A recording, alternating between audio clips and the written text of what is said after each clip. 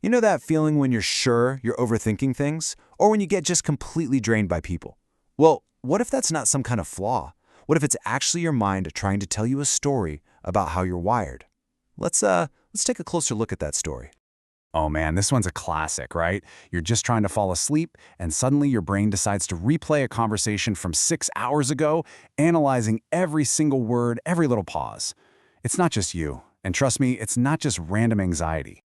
And then there's that social burnout. You could have a great time on the surface, but you walk away feeling like your social battery is totally dead. It's because your nervous system is picking up on all these subtle dynamics that your conscious mind might be trying to ignore. Think back for a second. Were you maybe the peacemaker in your family, the responsible one, the kid who learned really fast how to keep things calm and smooth? It sounds like a good thing, right? A compliment. But as we're about to see, being the easy one can come with a hidden price tag later on. So all of this stuff, the overthinking, the social exhaustion, those childhood roles, they aren't just a bunch of random quirks. They're all connected. They're actually chapters in a much bigger story about who you are and how you figured out how to get by in the world.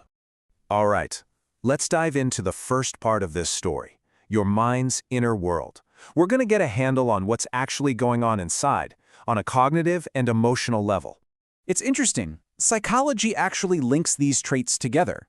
An active, analytical mind, it doesn't really have an off switch. It's constantly running what-if scenarios. It notices the tiniest shifts in someone's tone of voice, and it revisits moments to really process what was felt.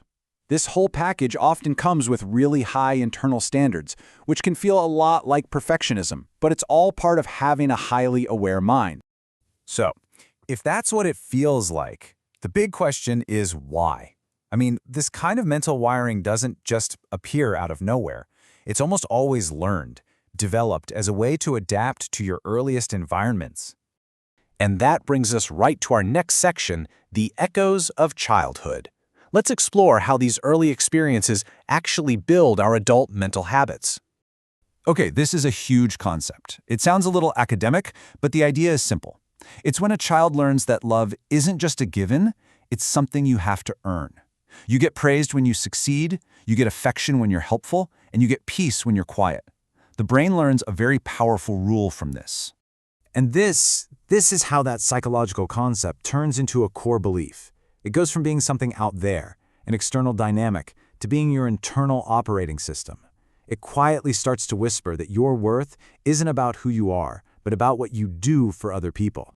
And that is exactly how the easy child comes to be. It's a survival strategy, really. You learn to just swallow your own needs because you figure expressing them might cause a fuss. You get really good at solving your own problems, you become super independent because it just feels safer than being a burden. Love starts to feel like the same thing as being low maintenance. This can lead to another side of that same coin, this deep, unchosen feeling.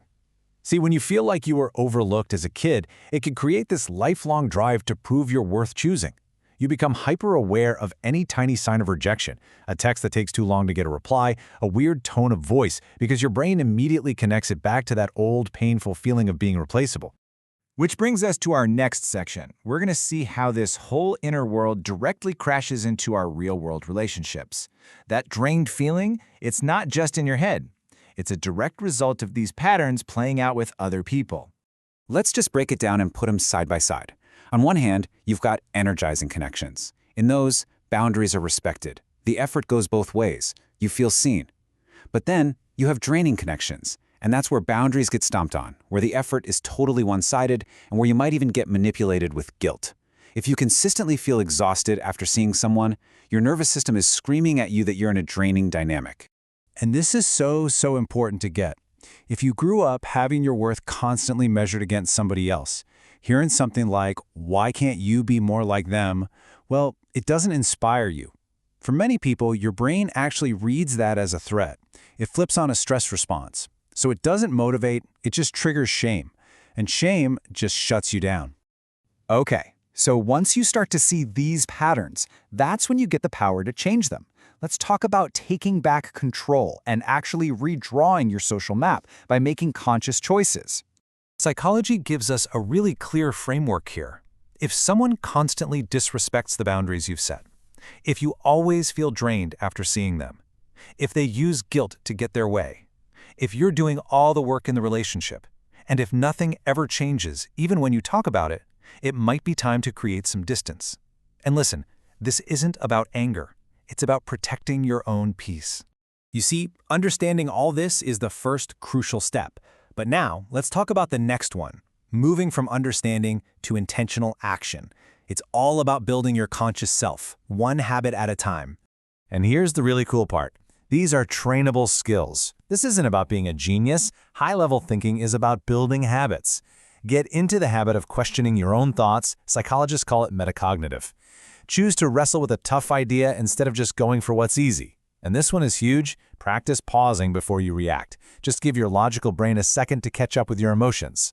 And now for the big secret. Real change is actually pretty boring. It's not about these huge dramatic moments. It's about the small, repeatable stuff. Waking up at the same time every day, it regulates your entire system. Doing one important thing before checking your phone, that builds real discipline. It's these simple, consistent actions that literally reshape your brain over time. So ultimately, it all comes down to this. Your past, your story, your wiring, it all explains how you got here. It gives you the map, but it absolutely does not have to be your destiny. You get to decide what the next chapter looks like. So the only real question left is, what are you going to build now?